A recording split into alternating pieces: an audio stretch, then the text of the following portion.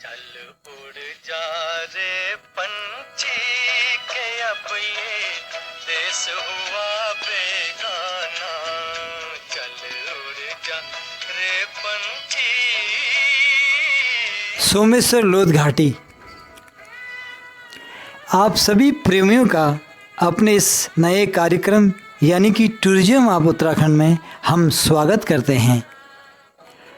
दोस्तों, हमारी कामयाबी में हमारे अतीत का सबसे बड़ा हाथ होता है। अतीत से वर्तमान तथा सुदृढ़ भविष्य की परिकल्पना करना मुमकिन होता है। अतः हम सभी को अपने अतीत को कदापि नहीं भूलना चाहिए।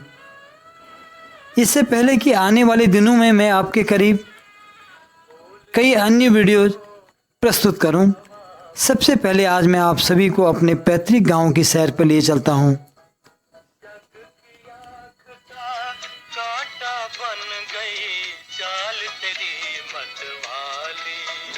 जहां मेरा बचपन बीता, जहां मुझे मेरे पूर्वजों, मेरी माताओं तथा मेरे गुरुजनों से इतना कुछ मिल गया, जिसकी वजह आज हाथ में कलम है और नतीजा आप मेरे साथ सोमेश्वर लोध घाटी की सैर पर चल रहे हैं। मेरी आपसे प्रार्थना है कि अपने पूरे परिवार के साथ एक बार इस घाटी की सैर पर जरूर आएं। हुआ बेगाना। चल उड़ जा रे पंछी। दिल्ली से हल्द्वानी, अल्मोड़ा तथा कोसी होते हुए आखिर में एक छोटा शहर सोमेश्वर हमारे करीब प्रविष्ट होता है और जहाँ से शुरू होती है सोमेश्वर लोध घाटी। कहा जाता है कि यह घाटी अंग्रेजों को काफ़ी पसंद थी, इसीलिए वे अक्सर इसी घाटी में रात्रि विश्राम किया करते थे।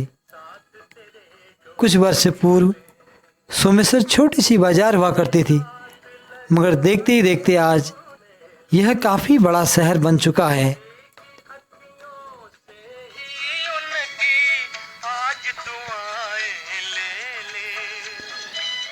किसको पता अब इस नगरी में कब हो तेरा आना।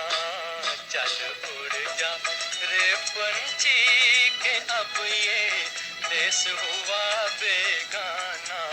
यहाँ से 4 किलोमीटर की दूरी तय करने के उपरांत सोमेश्वर द्वाराहाट मोटर मार्ग पर झुपुलचौरा नामक स्थान आता है, जहाँ 5 से 7 दुकानें, 10 से 15 घर तथा 2 से 3 छोटे बड़े विद्यालय हैं। झुपुलचौरा से बाएं हाथ की तरफ दूर ऊंचाई पर मेरा पैतृक निवास स्थान है, जो चनोली गांव के नाम से जाना जाता है।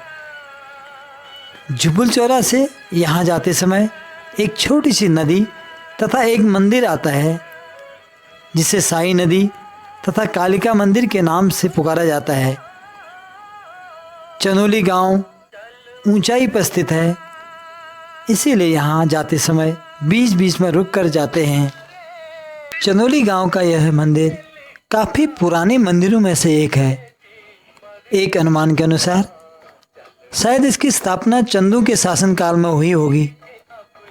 मंदिर के चारों तरफ ऊंचे ऊंचे पहाड़, करीब कलकल करती साई नदी, जिसके एक तरफ बांज, चीड़ तथा बुरांसू के जंगल, तो मंदिर से लगा छोटे छोटे बच्चों का स्कूल, जिसे देखते ही अतीत की यादें जैसे तरोताज़ा होने लगती है। दोस्तों, इस मंदिर का आप जो बेहतरीन सौंदर्यीकरण देख रहे हैं, दरअसल 2 से 3 वर्ष पूर्व इसकी तस्वीर कुछ हट कर थी। मंदिर काफ़ी पुराना हो चुका था। माता के भक्तों को पूजा करते समय काफ़ी परेशानी हो रही थी। ठीक ऐसे समय पर श्री देवेंद्र वर्मा जी ने अपनी आय के कुछ भाग से मंदिर का बेहतरीन सौंदर्यीकरण करके यह सिद्ध कर दिया कि माता के मंदिर से दूर रहकर भी माँ की धड़कनों से जुड़े रहने वाला ही माँ का असली पुजारी होता है। आप स्वर्गीय श्री नारायण लाल वर्मा जी के सुपुत्र हैं और भारतीय सेना से अवकाश प्राप्त करने के उपरांत हल्द्वानी में छड़ेल नामक स्थान पर इन दिनों प्रियंग मार्बल एंड टाइल्स नामक संस्थान चला रहे हैं।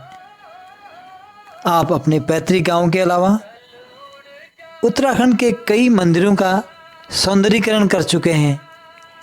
ऐसे नेक कार्य के लिए श्री देवेंद्र वर्मा जी आप सराहना के पात्र हैं।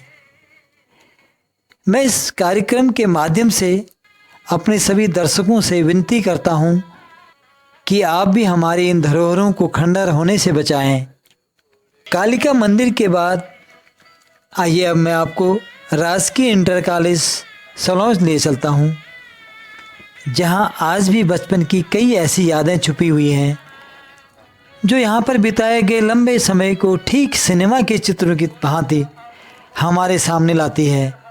काश समय पर हमारा बस चलता तो सबसे पहले मैं अतीत को वर्तमान में लाकर खड़ा करता और इन छोटे छोटे बच्चों के बीच अपने बीते दिनों को पाने की कोशिश करता, मगर दोस्तों शायद यह मुमकिन नहीं है।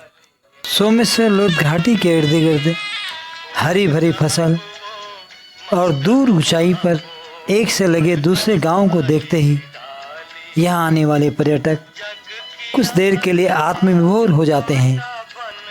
इसीलिए ग्रीष्म ऋतु में देश भर के पर्यटक सोमेश्वर लोध मोटर मार्ग से जब भी दूनागिरी मंदिर के दर्शन के लिए जाते हैं तो वे कुछ क्षण यहाँ रुककर प्रकृति के नज़ारों का आनंद लेने लगते हैं।